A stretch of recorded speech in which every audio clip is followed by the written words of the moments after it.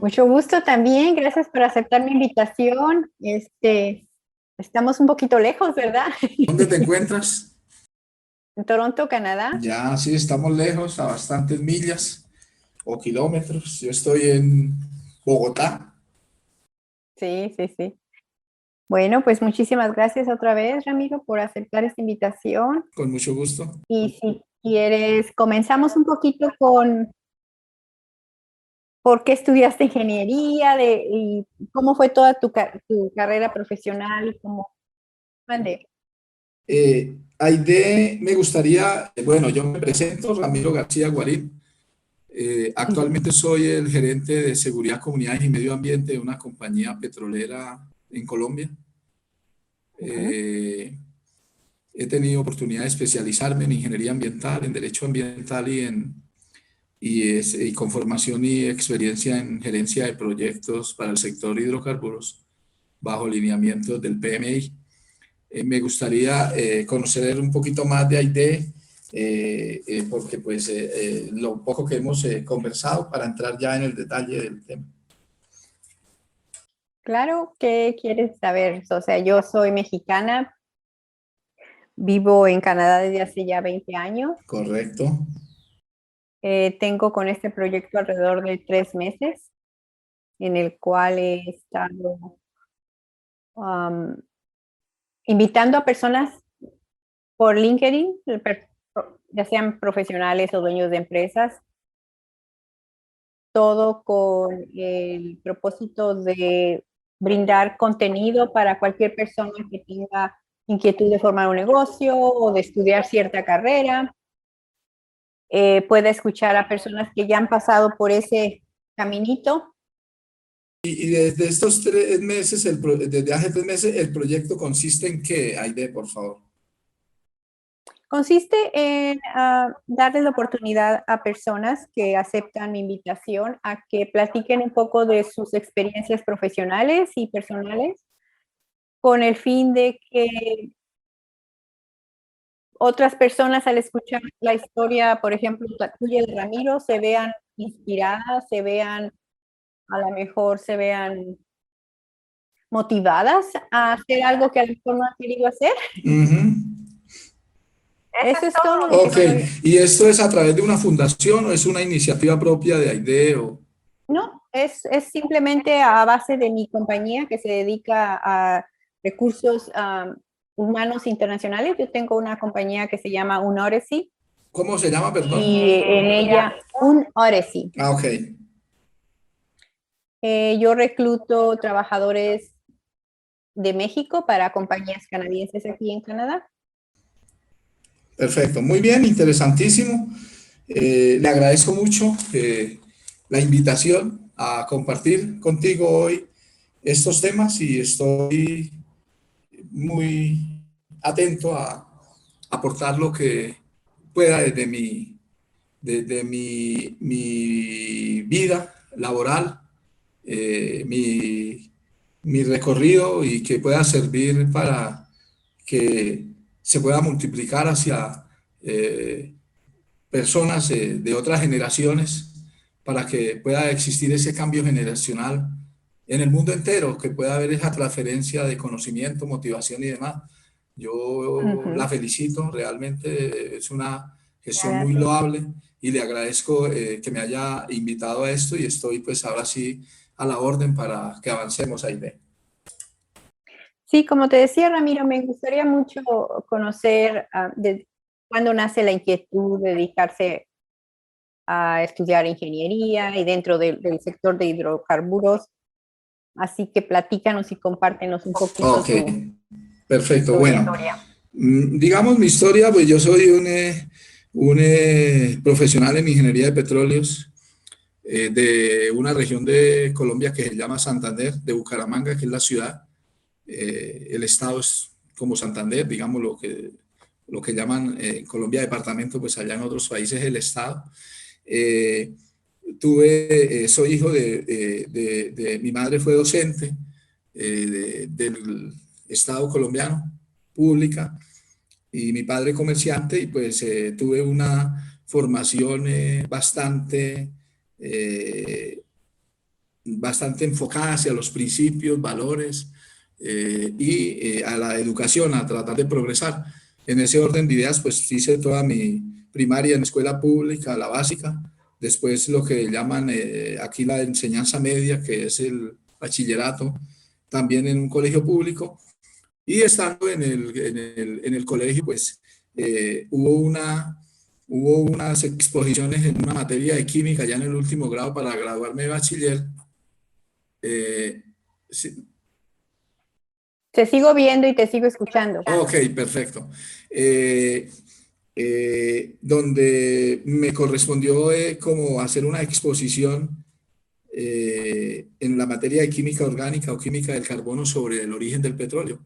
Entonces indagué en las bibliotecas, obviamente estamos hablando por allá del final de la década del 70, donde no existía la parte de la tecnología avanzada como hoy se tiene, entonces todo era ir a las bibliotecas personalmente y sacar información, y me apasionó el mundo de ese origen del petróleo a través de todos los millones de años, de los combustibles fósiles y demás, y ingresé a estudiar ingeniería de petróleo, digamos que motivado por eso un poco, y también a pesar de que en esa época no existía como tanta orientación profesional como ahora, era más como la iniciativa de cada persona que tuviera. Obviamente, a mí me gustó desde niño como el trabajo de campo, como ir hacia los campos. Yo vivía en una ciudad, en un barrio de clase media, y cerca a la casa, el bar de donde vivíamos, habían unas hondonadas. Digamos que la ciudad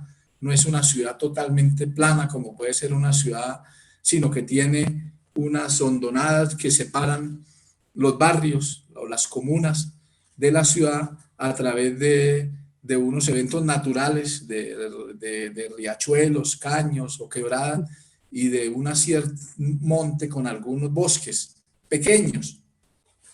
Entonces con los vecinos del barrio nos gustaba mucho en las vacaciones de escuela y colegio como ir a hacer ese trabajo de campo sin ser especialistas y sin ninguna orientación, más que la iniciativa propia nuestra de poder hacer lo que a uno le gustaba. Entonces eso hizo que pasáramos por quebradas a través de piedras, fuéramos y trajéramos algunas cosas que captábamos del campo, frutas silvestres, auyamas, cosas de ese tipo. Y entonces, claro, cuando yo veo que la ingeniería de petróleos tiene mucho trabajo de campo, y cuando me gradúo de ingeniero de petróleos, pues veo que empecé en campo, y yo cuando llegué a mi primer trabajo me acordaba porque me tocó hacer un acta un día sobre una piedra en un riachuelo, un acta con unos consultores ambientales que estábamos en una visita de obra para perforar un pozo exploratorio, y estábamos haciendo el scouting, el inicial, para ver qué encontrábamos y dónde podría ser la mejor manera de ubicar las coordenadas del pozo. Entonces pasamos una quebrada, y sobre la quebrada yo estaba apuntando, y me acordé cuando niño yo casi que hacía lo mismo de una manera espontánea. Es como la historia de por qué estudié petróleo. Ahora vi que también te estudiaste Derecho Ambiental. Sí, señora, a ver, le cuento mi vida profesional. Cuando yo me gradué de ingeniero de petróleos, hay unos procesos de selección con la empresa estatal colombiana de petróleos. Y ya van a las universidades, hacen una captación, reclutamiento de personal a través de unas pruebas psicotécnicas, unas pruebas también de entrevistas en la parte técnica y en la parte como psicológica, como el perfil psicológico. Nos hicieron unas pruebas y pues afortunadamente salí seleccionado para ingresar a la compañía y entré a trabajar en un campo petrolero del Magdalena Medio en Colombia, que son regiones calurosas, como ingeniero de operaciones, de producción, cómo tratar el crudo para poderlo tener en condiciones, todos los parámetros como ingeniero. Trabajé los primeros 2 años y medio. Después de eso, pues me ascienden a supervisor de lo que yo mismo hacía, de otros compañeros y de otros que iban ingresando. Y así trabajo los primeros 4 años, más o menos, en esa área. Y al comienzo del año 92, a comienzos del año 92 comienza como a implementarse en Colombia el tema ambiental de una manera más intensiva, porque años anteriores pues era muy incipiente en el mundo entero, ¿no? A pesar de que había habido la cumbre de Estocolmo en el 72 sobre la Tierra, las Naciones Unidas la había citado, preocupada por el cambio climático, por aumento por el disminución de la capa de ozono, por el aumento de los gases de invernadero, efecto invernadero, por muchas consideraciones citaron a la cumbre de la Tierra en el 72 y se sacaron normas en Colombia, participa Colombia, 102 países de la ONU se acogen. Pero era una cumbre muy conservacionista, era como cuidar las cosas, dejarlas quietas. La ONU misma se da cuenta 20 años después que de pronto no fue el mejor enfoque el que le dieron, sino que ellos querían era hablar de un desarrollo sostenible. Entonces cambia el discurso la ONU y habla de la sostenibilidad de los proyectos, de realizar las actividades sosteniblemente. Colombia participa en la cumbre de Río de Janeiro sobre desarrollo sostenible. El presidente de la República en esa época, César Gaviria, va, firma los acuerdos y viene y los ratifica a través de unas leyes en Colombia. Y entonces comienzan las empresas a darle mayor importancia al tema ambiental, un poco llevadas por la cumbre de Río y por las exigencias de los países a través de las regulaciones ya donde comenzaban a exigir que... entonces en Colombia se introducen dos conceptos nuevos en la ley 99 del 93, que son el de licencia ambiental y desarrollo sostenible. Entonces, en esa transición, pues, preguntaron a los que estábamos en el grupo quién quería trabajar en ese tema ambiental. La gente, realmente mis compañeros, no les gustaba porque lo veían como que era el que sembraba mata solamente o que sí. Entonces, pues a mí me dio por decir que sí, que yo sí, porque he sido una persona abierta al cambio, como que me adapto al cambio, no soy resistente al cambio. Entonces me dieron la oportunidad de trabajar en la parte ambiental, entonces le dije a mis superiores, hombre, pues lo más lógico es que yo me pueda capacitar en el tema para poder desarrollarlo bien, porque en la carrera de ingeniería de petróleos, pues lo que vi en las materias de ecología, de cuestiones de ese tipo, que son muy efímeras, muy electivas, y que pues es una sola materia. Entonces hay la oportunidad de hacer un posgrado en ingeniería ambiental en la Universidad Pontificia Bolivariana de Medellín. La empresa me patrocina, me ayudan económicamente, me dan los permisos para los días que tenía que ir a hacer, que eran los fines de semana, viernes, sábado y domingo, mediodía. Fue muy difícil. Ya estaba casado, tenía 34 años de edad, 33 años de edad, y entonces lo que le dije a mi esposa es que ella también hiciera un posgrado para que nos patrocináramos en ese sentido y no se fuese a sentir tan sola. Entonces ella hizo un posgrado en lenguas porque es licenciada en idiomas, docente era en su momento, hizo un posgrado en enseñanza del inglés para niños y yo hice mi posgrado. Entonces comencé a recibir una información más técnica, más de gestión, más enfocada a lo que había que hacer y comencé a entender todo el tema ambiental, cómo era que debía desarrollarse. A mí me fue muy bien, pusimos al día el campo petrolero y entonces la vicepresidencia de la empresa me propone traslado del campo petrolero a Bogotá a trabajar ya en un nivel más táctico. Digamos que en la pirámide de gestión hay 3 niveles, el estratégico, el táctico y el operativo. Yo estaba en el nivel operativo eh, y, mm, y entonces me pasan a ser coordinador ambiental a nivel de la vicepresidencia de todos los campos de Ecopetrol y de los proyectos exploratorios. Y ahí pues hay una oportunidad de hacer un posgrado en Derecho Ambiental en la Universidad del Rosario en Bogotá, presencial, inclusive con abogados. Y yo lo hice todos los días, la empresa me patrocinó económicamente y daba los permisos todos los días de 7 a 9 de la mañana.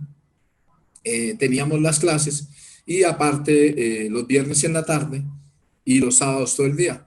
Entonces, con ese sacrificio, pues ya mis hijos habían nacido. En el año 2000 inicio, hago más o menos las materias del posgrado y mis hijos tenían unos 4 años, pero pues ya vivíamos en Bogotá y por esa razón me fascinó el tema del derecho ambiental, entendido como esa ayuda que me iba a dar a mí como profesional técnico a entender cómo compatibilizaba lo técnico con lo legal en el tema ambiental y por eso pues hice esa especialización. Cuando terminas eso, ¿has seguido todavía en esa empresa o te No, cambiaste yo de? trabajé con esa empresa hasta el año 2009, me Ujú. pensioné, mi pensión de jubilación en junio, hace 12 años por esta fecha, y entonces las empresas privadas me contactan y tuve la oportunidad, porque yo cuando terminé mi trabajo laboral en la empresa donde me pensiono, volví a pasar al área técnica, ya otra vez salí del área ambiental y pasé al área técnica de proyectos de hidrocarburos el año 2004, 5, 6, 7, 8 y la mitad del 2009. Entonces, esos 5 años y medio tengo formación en proyectos bajo lineamientos del PMI y puedo implementar toda la metodología y desarrollar Ujú. proyectos grandes para el Ecopetrol, que es la empresa estatal.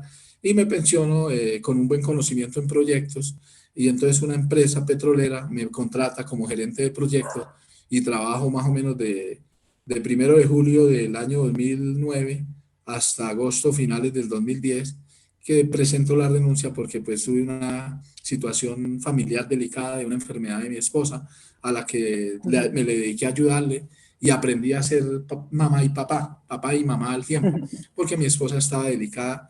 Inclusive viajamos a México a hacer el tratamiento a Tijuana porque era un cáncer que la estaba agotando mucho y encontramos una metodología de unos alemanes médicos que la patentaron y alternativa y la desarrollaban en Tijuana, de pronto no la hacían en San Diego porque Estados Unidos no les permitía, a lo mejor afectaba también la economía de las quimioterapias y demás, Ujú. entonces ellos la montaron en Exacto. Tijuana, nosotros fuimos, ella se hizo el tratamiento, cambió su modo de alimentación a ser orgánico y a ser más menos proteína animal, prácticamente la eliminó, más otras cosas, y salimos bien, ella salió muy airosa favorablemente del tema, y entonces yo esos años me dediqué a mis hijos que estaban pequeños, aprendí a ser mamá para que mi esposa se recuperara y ayudarle a mi esposa en la recuperación.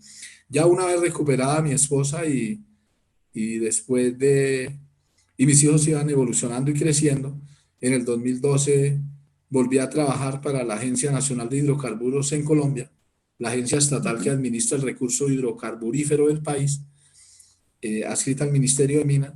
Les hice unas asesorías especializadas en temas de proyectos y me llama una compañía privada para gerenciar un proyecto en un campo petrolero. Lo hago de 2012, agosto a diciembre de 2013. Lamentablemente mi familia tiene un accidente muy difícil. Mi esposa estuvo en cuidados intensivos varios días, semana, prácticamente estaba muy grave de los pulmones y de unas vértebras estalladas. Vuelvo y me retiro y me dedico otra vez a la familia. Salimos airosos también de eso, los cuatro, iba con mis dos hijos y descanso para seguir ayudando en la cuestión familiar. 2014 y 2015, 2016 asesoró a una compañía rusa en Colombia que necesitaba hacer el plan de explotación del campo para presentárselo a la Ujú. agencia y que se lo aprobara. Entonces yo le hice el plan de desarrollo de lo que iba a ser el futuro campo petrolero y estando ahí vuelvo y me conecto con la Agencia Nacional y trabajo 2017, algo el 2017, 2018 y 2019 hasta junio. Y en julio de hace 2 años, 16 de julio, me contacta esta empresa a la que le trabajo y actualmente pues me encuentro desarrollando el cargo de gerente de seguridad, comunidades y medio ambiente y algo de proyectos. Eso es como la síntesis. Ajá. ¿Cuáles han sido los avances que tú podrías decir que la industria de los hidrocarburos ha crecido para bien o cómo, cómo podemos eh, explicar de que realmente ahorita sí, realmente está más enfocado en todo lo del ambiente, en conservar el medio ambiente. Digamos, la industria de hidrocarburos crece en el mundo, digamos, debido a la necesidad y a la demanda del combustible. Actualmente entiendo que se consumen unos 100 millones de barriles de petróleo por día, siendo la fuente energética de mayor porcentaje de consumo, seguida después del gas natural, del carbón, de la biomasa y otras y finalmente la del hidrógeno, que es muy costosa y muy difícil de implementar. Entonces, la industria del hidrocarburos, pues, obviamente ha crecido desaforadamente en el mundo, en la medida en que la misma gente lo exige, porque la gente, pues, tiene sus autos y siempre quiere llegar a la estación de servicio a que le suministren su mejor combustible. Las industrias necesitan los combustibles para funcionar, para generar empleo, para mejorar la calidad de vida de sus dueños, inversionistas, de las partes interesadas, de los empleados. Entonces se convierte en un círculo bastante complejo en el que se generan unos impactos, no lo podemos desconocer, a nivel local que afectan a nivel mundial el tema de una manera crítica, pero, pero que se incrementa por esa demanda del consumismo. China mismo, que es el país más poblado, pues cuántos millones de barriles por día necesita de petróleo para poder satisfacer a sus ciudadanos a que se muevan en los vehículos que utilizan el combustible fósil. Estados Unidos mismo, que en un tiempo fue importador de crudo hasta hace muy poco, pero a través del hidrocarburo no convencional mediante el fracking, pudieron incrementar su producción y en el año 2014, creo, llegó a ser el productor más grande del mundo, casi con 15 millones de barriles por día, desplazando a las grandes potencias de la época como algunos países de Arabia, Rusia y algunos otros países. Entonces el crecimiento pues obedece a esa relación demanda-oferta de quienes consumen, no solo por el combustible, sino por los derivados del petróleo. Entonces, en todas partes encontramos derivados. Entonces, vamos por una carretera destapada y criticamos y queremos la mejor autopista para que pueda haber mayor desplazamiento, mayor velocidad, para que los autos puedan transitar a 100 millas o a 140 kilómetros por hora, con separadores, con buenas instalaciones, con buena infraestructura, y resulta que ¿de dónde sale el asfalto? De la industria petrolera. Entonces, y así muchas cosas, los barnices, las parafinas, todo lo que, muchas cosas, el plástico mismo que es tan impactante porque dura millones de años en degradarse, es un derivado del petróleo. Entonces, todo eso hace que pues las empresas, en la medida en que tenían necesidades los países de sus ciudadanos y de las empresas, pues incentivaban la exploración y la explotación para poder satisfacer las demandas. ¿Qué sería hoy día que el país hubiera dicho el mundo hubiera dicho hace años, oiga, ¿sabe qué? No crezcamos más en la industria petrolera. Ya llegamos hasta aquí. Por ejemplo, hace 29 años fue la cumbre de Río de Janeiro. 29 años, sí, en el año 92, 2092, 2002, 2012, 2022, sí, 29 años, que hubiesen, suponiendo una cuestión hipotética. No, ya nadie más, la producción se va a mantener en lo que está, no vamos a aumentarla. Entonces se producirían, no sé, tocaría mirar, pero por ahí unos 50 millones de barriles por día. Y entonces la ciudadanía exigiéndole a los gobiernos, bueno, y entonces yo cómo muevo los carros, porque la gente se ha metido en el consumismo y cada que la familia tiene un auto, pues cada que puede compra el segundo, compra el tercero, compra el cuarto, y entonces el mundo se llena de automóviles que requieren combustibles para poder mover los motores y poder funcionar. Entonces ahí se presenta eso y obviamente los países y las empresas encuentran un foco de crecimiento económico en la industria petrolera, que es una industria que si bien tiene unos riesgos altos por la exploración, porque un pozo exploratorio puede llegar a costar más de 10 millones de dólares en algunos casos, 15 millones, incluso en Colombia hubo uno que costó a dólares de hoy, por ahí unos 20 millones de dólares, 40 millones de dólares.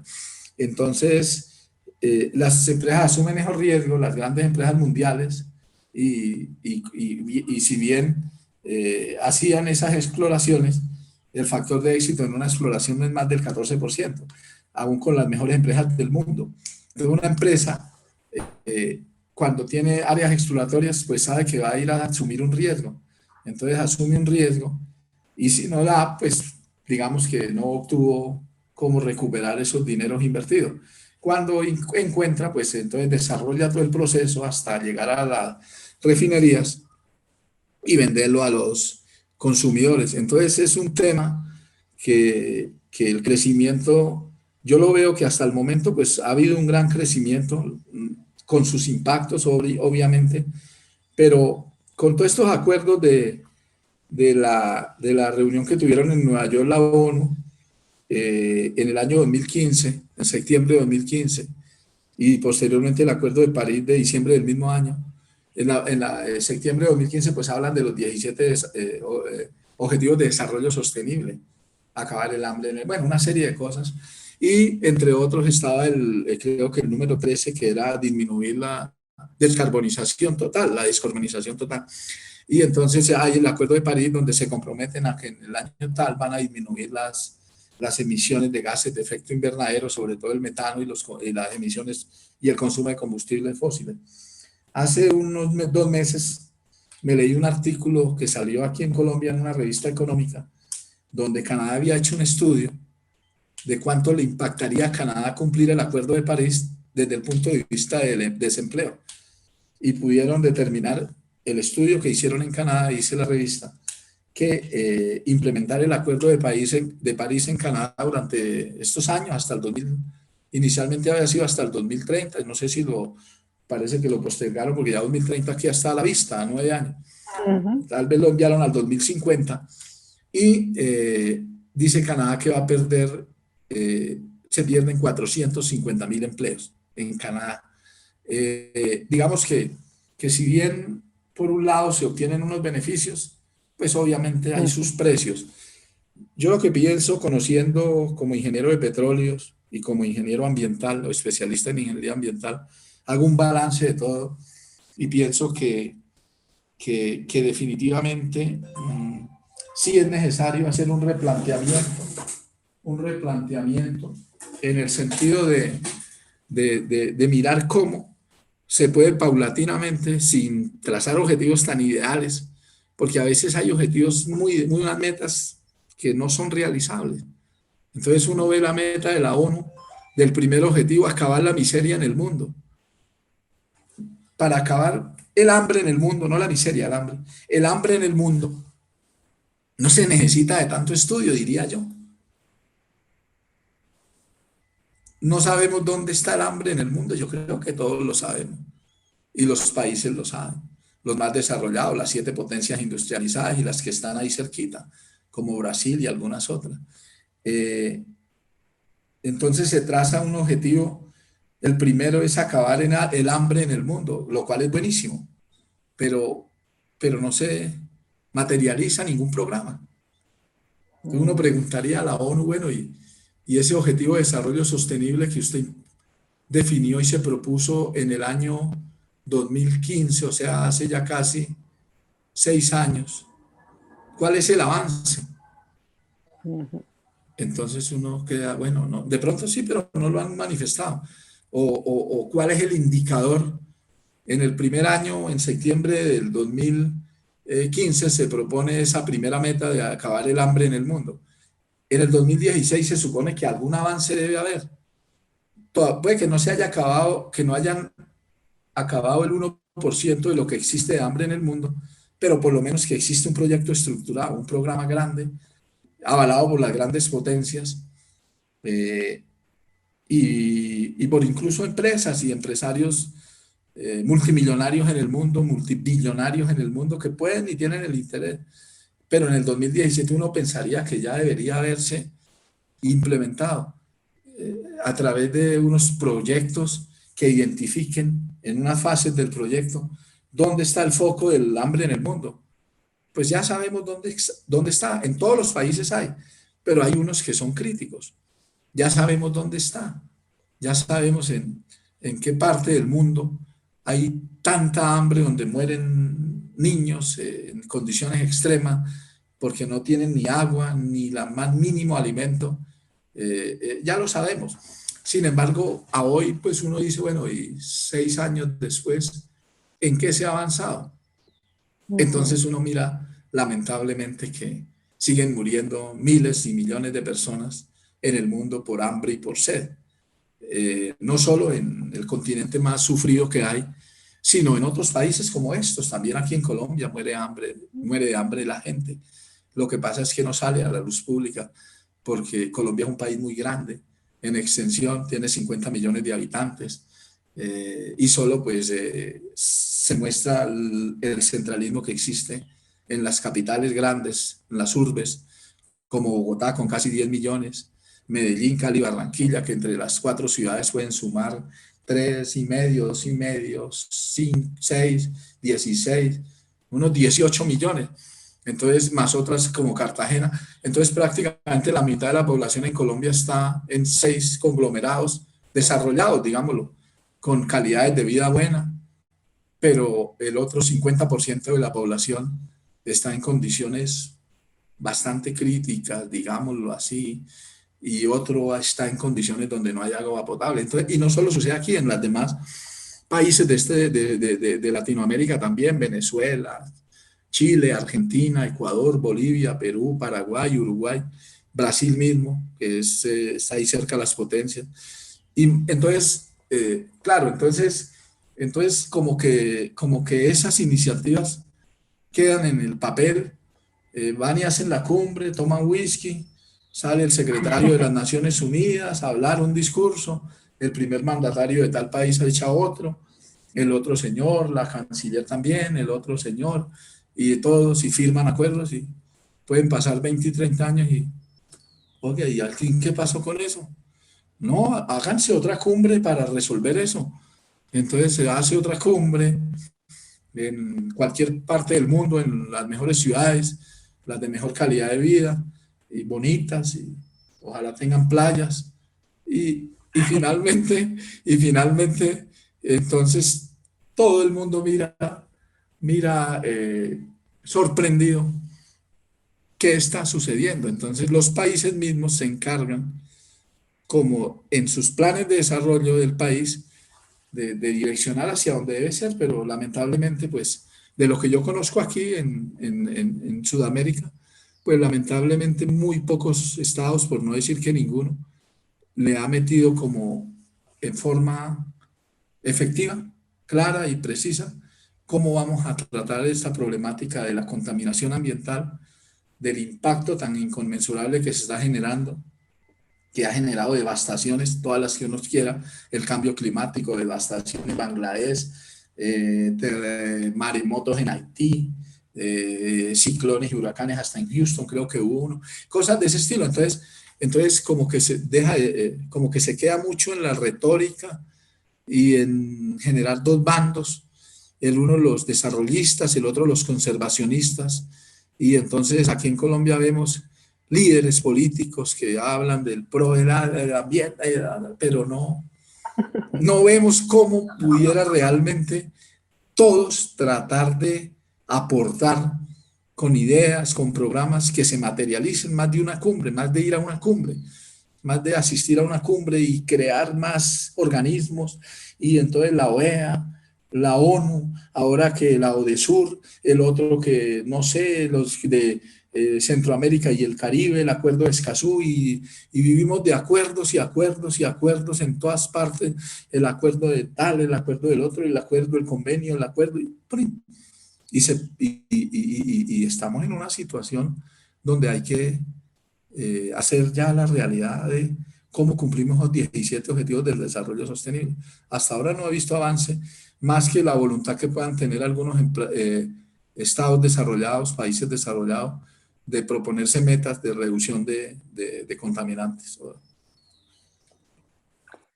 Para cerrar un poquito de todo lo que hablamos, ¿cuál sería el consejo que tú le darías a alguien que apenas que está jovencito y que no tiene ni idea de todo lo que nosotros estamos dejando, ¿no? De todo lo que, las tonterías que hicimos a nivel de no realmente poner atención al medio ambiente? Tú, con todo lo que, tus experiencias profesionales que has tenido, ¿qué es para ti lo más importante? ¿Qué le pasarías a lo mejor a tus nietos? ¿A un profesional o a una persona que va a entrar a estudiar? ¿Cómo sería? Es que no entendí bien. Sí, a cualquier persona que esté un poquito joven y que no tenga idea de cómo impactar hacia bien el medio ambiente que ahorita tiene. Yo les diría lo siguiente. Yo diría que definitivamente el enfoque debe ser hacia la sostenibilidad, digamos, hacia el desarrollo sustentable, sostenible. Cómo esas variables que deben conjugar para el desarrollo sostenible desde las diferentes profesiones sean compatibles y puedan ser manejadas de una manera efectiva. Partiendo del concepto del desarrollo sostenible, pues es el que conduce al crecimiento económico para mejorar la calidad de vida de las personas del área de influencia, de las comunidades, utilizando los recursos naturales de la mejor manera para que las futuras generaciones los puedan usar cuando los necesiten. Es no acabar lo que hay, hacerlo bien. Pero para que eso se logre, es necesario que todos se generen programas realmente de disminuir el consumo. Porque si nosotros no logramos disminuir el consumo, digamos en los países nuestros, eh, se mide el éxito de una familia y de una persona por su crecimiento económico. Entonces, en Colombia ha sido exitosa una persona, la sociedad ha llevado a eso, el Estado ha llevado a eso, la formación ha llevado a eso, la cultura y la experiencia lleva a que una persona es exitosa en Colombia si tiene bastantes recursos económicos y si tiene bastantes bienes y servicios y si tiene bastante materialidad. Entonces, si tiene el mejor auto es el más exitoso. Si tiene la mejor casa es el más exitoso. Si tiene adscrito a los mejores clubes vacacionales es el más exitoso. Si puede darse el gusto de ir a Grecia o a Turquía o a Asia o a Europa, es el más exitoso. Entonces todos se han encaminado acá en Sudamérica y de pronto en muchas partes del mundo en cómo enriquecerse a través de su desarrollo personal y profesional de manera que puedan tener muchas más cosas. Entonces, el que tiene un auto, pues cuando los hijos crecen quiere tener otro para darle al hijo y si tiene otro hijo, otro, y va creciendo. Y si la gente viaja mucho, pues obviamente ya los vuelos nacionales e internacionales van a ser mayores. Entonces las aerolíneas tienen que conseguir más aviones para satisfacer la demanda de los vuelos, porque hoy día desde un extremo del mundo hasta el otro en 24 horas está ya. Pero todo eso que necesita, pues combustibles y fósiles por hoy, porque no hay otra manera de suministrarle combustible a esas aeronaves que transportan unas 200 pasajeros, 320, los Airbus, los McDonnell Douglas, todos los jet, toda la cantidad. Entonces, claro, eso ha hecho que en el mundo todos tiendan a crecer, a crecer y a crecer.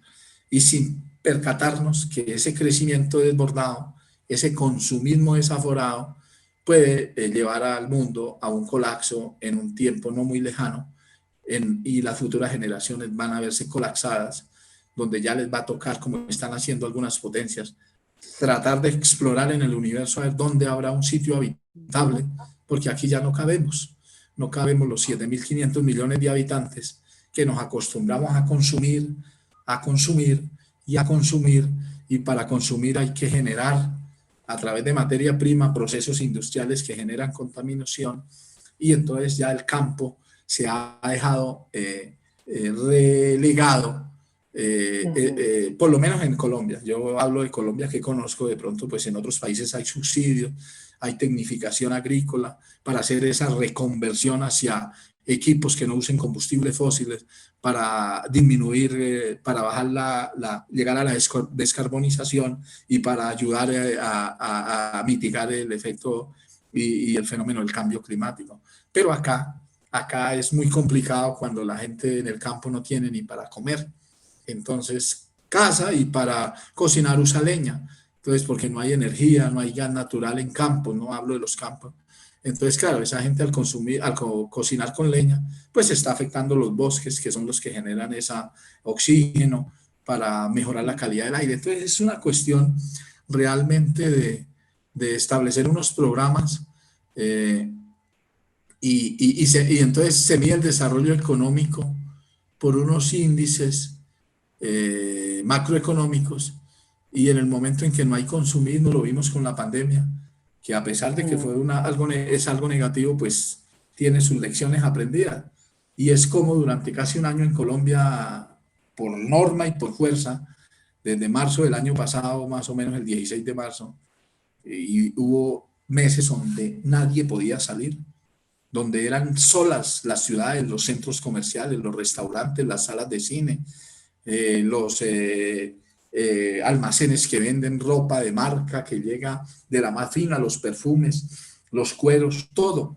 Entonces, claro, hubo un momento en que la gente vivía y gastaba para subsistir.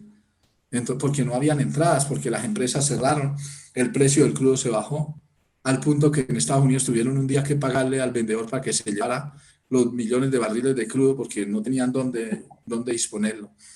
Entonces estuvo por fuerza mayor, el consumismo en cero casi en todo el mundo. No hubo vacaciones, no hubo hoteles abiertos. En ese momento, ¿qué pasó? Que la demanda de hidrocarburos se cayó el 70%, la demanda de combustible. De los 100 millones de barriles se llegaron a consumir al mes ni 30, al año, por día ni 30 millones, 100 millones por día se consumen. No llegaron ni a consumirse 30. Entonces, eso que fue obligatorio, lo que muestra. Entonces, ¿qué pasó? Que salieron los defensores del consumismo, las corrientes económicas y políticas, a hablar de la crisis mundial, de la recesión, de que cómo así que abran los centros comerciales, que abran las salas de cine, que abran los restaurantes, que abran los bares para que la gente tome licor, se emborrache. Mejor llegó a ser en Colombia, lo primero que abrieron en Bogotá, y fueron los gastrobares, para que la gente vaya a emborracharse, a bailar a las discotecas, a consumir, a generar caos. Y entonces uno queda sorprendido, dice, bueno, pero al fin, ¿qué hacemos? Si esta situación de la pandemia nos ha obligado a ser más medidos, a consumir lo estrictamente necesario, a comprar la alimentación que yo necesito para poder subsistir, a gastar en lo mínimo, consumos de servicios públicos, arriendos, administraciones, comunicaciones, y yo no necesito tanta ropa, sino lo normal para vestir decentemente. Entonces, si eso se pudo hacer en un año, ¿por qué no se podrá? Claro, entonces hay personas afectadas, empresas afectadas, los multimillonarios que tienen los centros comerciales en Colombia, donde comprar una camisa de marca puede valer en dólares fácilmente. Una corbata puede valer en dólares unos 300, a ver, 1 millón de pesos. sí, $300, Ujú, $350. Entonces dice uno, eh, estamos en un camino extraño en el que hay muchas posiciones, como muchas visiones, pero seguimos igual. Al final del ujú. día seguimos igual. Entonces, yo creo que a las nuevas generaciones, pues lo que hay que, el mensaje que yo les dejaría es, primero que todo, pues mm, hay algo que no es negociable, es la persona como persona, la integridad, los principios, los valores, ser íntegro, ser ético y formarse en lo que les guste y, y tratar de desarrollar sus actividades de la mejor manera compatible con el desarrollo sostenible, sean como emprendedores o sean como empleados de una organización y como ir generando esas culturas en los núcleos familiares, porque al final de cuentas, si se sumara todo, el impacto, el efecto positivo sería grande de generar menos consumismo, de la necesidad del consumo, de la necesidad de sí, hay que vestirnos porque pues obviamente debemos hacerlo, pero qué necesidad se podrá tener de utilizar las prendas más costosas,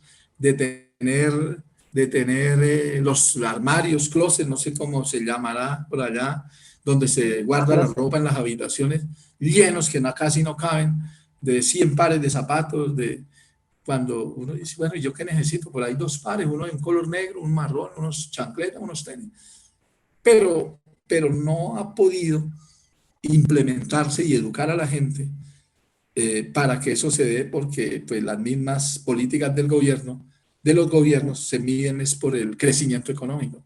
Y lógicamente, si ese es un indicador valiosísimo, pues el crecimiento económico lleva de la mano los impactos ambientales. No es, Exacto. no es, no es que va a haber mucho crecimiento económico, pero yo no voy a generar, no, en la medida en que haya más crecimiento, hay más impacto. Hay más autos, hay más consumo, hay más utilización de materias primas, hay necesidad de talar más bosques, de utilizar más fuentes de agua natural. Entonces, todo conlleva que ese crecimiento económico que se mide a nivel macro de los países, pues entonces los países sacan política. Vamos a crecer económicamente tanto por ciento en Colombia en el 2022 y también saca otra política. Vamos a disminuir el uso de combustibles fósiles, vamos a disminuir el consumo de energía. No, pero Dios mío, ¿y cómo? O sea, ¿Cómo? ¿cómo logramos que las dos cosas se den si la una está asociada a la otra, es una consecuencia de la otra? Entonces es como un tema bastante complejo, Aide. Sí, sí, sí. ¿Qué, qué te parece si para cerrar me podrías compartir un refrán o un pensamiento? Sí, yo creo que dentro de todo esto, mm, me parece que una buena medida es analizar los riesgos. Y en ese orden de ideas, uno pudiera decir que aún siendo el ser humano lo más importante, debo olvidarme del ser humano para proteger al ser humano. ¿Qué quiero decir? Quiero decir que, que no es solo trazar políticas, no es solo presentar proyectos teóricos, no es solo indicarle a la gente que tenga cuidado, no solo es señales preventivas que son importantes, no es solo a la gente indicarle que, que tenga un procedimiento dentro de lo correcto, lo limpio y lo sostenible, sino es evitar que las cosas sucedan. Nada ganamos con decirle al mundo, oiga, eh, tenga cuidado, no use combustible fósil. Cuando yo le estoy poniendo en cada esquina ventas de coches a gasolina y a diésel, unos a gas, y les ofrezco y les presento por televisión que llegaron los mejores modelos, más que decir es hacer, es cómo llegamos a la causa para evitar los efectos, las consecuencias. Es como el mensaje que yo daría. Perfecto, Ramiro. Pues te agradezco muchísimo tu participación Con y, mucho gusto, Aide. y estaremos en contacto. Listo, Aide, que les sirva mucho. Agradezco su invitación y estoy a la orden para que sigamos en contacto en lo que podamos colaborarnos. Cuente Claro, con una persona acá que le encanta este tipo de trabajos y acciones que se están haciendo de parte suya, porque esto ayuda muchísimo. Esto ayuda a culturizar, a educar, a difundir y poco a poco se puede ir logrando algo sin grandes recursos ni nada, simplemente en una charla que hemos podido exacto. tener. Le agradezco mucho y le deseo éxitos y estoy a la orden, Gracias, Ramiro. Aide. Que tenga Hasta luego, muy ¿eh? buen día. Buenas Hasta noches. luego. Igualmente. Bye bye. Bye, chao.